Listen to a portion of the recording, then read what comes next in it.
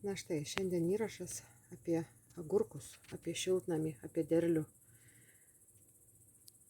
Ir apie tai, ką daryti, jeigu agurkų derlius sunyko, nes užpuolė kažkokia liga, o gal parazitai, o gal grybelis. Ir mano šiltnamis pradėjo nykti. Taip kad pirmas derlius jau sunyko.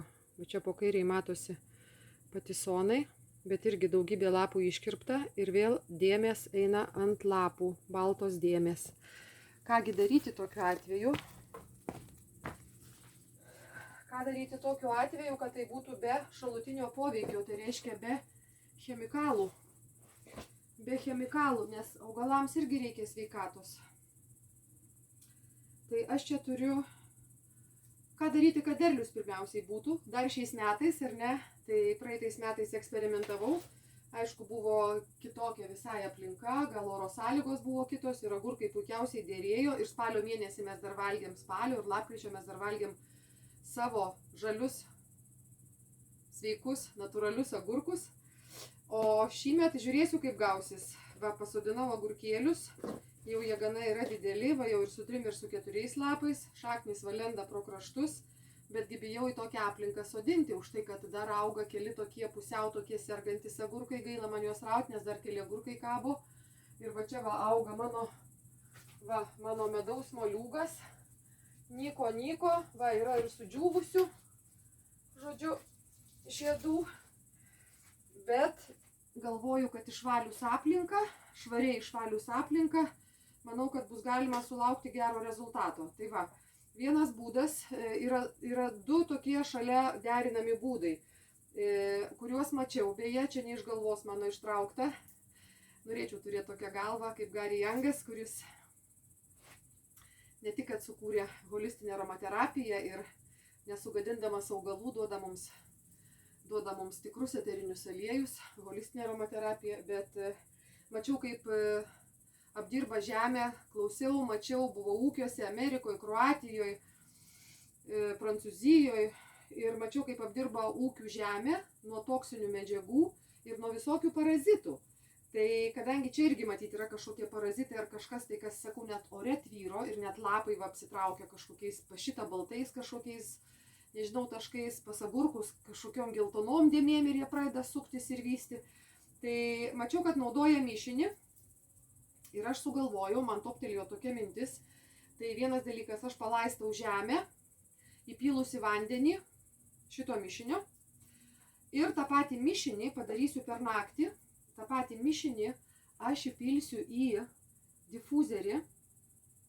Tiesa, čia difuzeris yra mašininis, nu, tinkamas automobiliui, tai gal toksai mažiukas labai atrodo, bet, nu, aš manau, kad iki valandos jisai veiks, aš manau, kad turėtų užtekti tam, kad paskleistų čia šitas augalų, čia surinktų augalų, 7 augalų molekulės paskleistų į šitą orą, kurios valys ir orą, ir kartu tuos parazitus, o parazitai tai yra ir grybeliai, ir kenkėjai, ir visokio plauko kitokie naikintojai.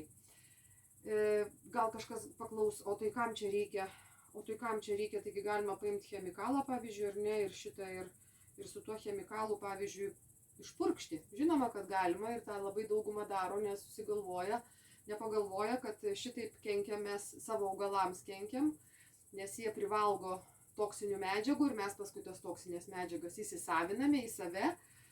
O kitas dalykas, tai kai atidarau šiltnamį, rytoj atidarysiu šiltnamį ir čia atskrenda bitės, atskrenda kitokie gyvūnėliai, insektai, tai aš manau, kad jiems nelabai patiktų šitie chemikalai.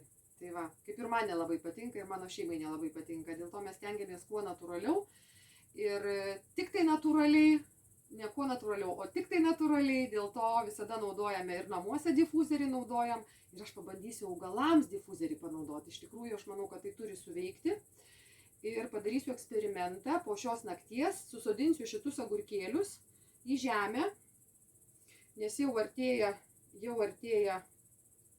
žolinės, tai iki žolinių reikia pasodinti. Va, ar matosi šitas nuostabus garas, va. O, labai gerai kvėpuot. kai kvėpuojam irgi mes įsisavinam, o augalai kvėpuoja kuo? Lapais, ar ne? Augalai kvėpuoja lapais. Tai va, tai aš manau, kad jie prikvėpuos, taps sveiki ir rytoj aš jau galėsiu susodinti šitus agurkus. O kas iš to bus? Na, pasižiūrėsim, eksperimentas. Padarysiu paskui kitą įrašą, kaip man pasisekė, kaip gavosi. Bet aš tikiuosi, kad vieno karto užteks. Nors kaip mačiau ūkiuose daro, kaip Gariangas ūkiuose daro ir mokina, kad reikia žemę dar ištirti, ar ne, ir pasižiūrėti, kiek ten liko dar toksinių medžiagų arba kenkėjų, koks ten žemės yra balansas dirvožemio ar ne, ir jeigu tai yra nepakankamai tinkamas sodinti augalus, tai dar kartą žemę palaisto su tais pačiais eteriniais aliejais arba tiksliau jų mišiniu. Tai va. Tai ką, tai laukiam, kam įdomu šis eksperimentas, stebėkim, žiūrėkim ir tikiuosi, kad jūsų derlius yra turtingas ir žinoma sveikas.